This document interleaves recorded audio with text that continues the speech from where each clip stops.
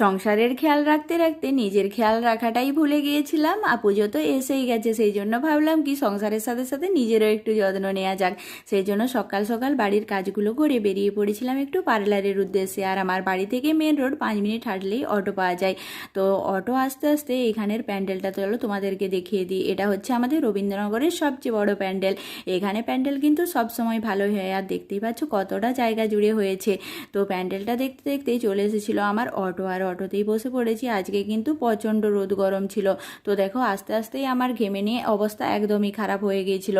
তো দিদির কাছে সেরকম একটা ভিড় ছিল না, 1-2জনই ছিল, যেহেতু আমি সকাল সকাল এসেছিলাম সেই জন্য তাড়াতাড়ি হয়ে গিয়েছিল। তো আইব্রোর সাথে সাথে আমি হেয়ার কাট করে নিচ্ছি। তো তোমরাই বলো এটা কি কাট করেছে দিদি, আর চুলটা কীরকম লাগছে অবশ্যই কমেন্টে জানিও।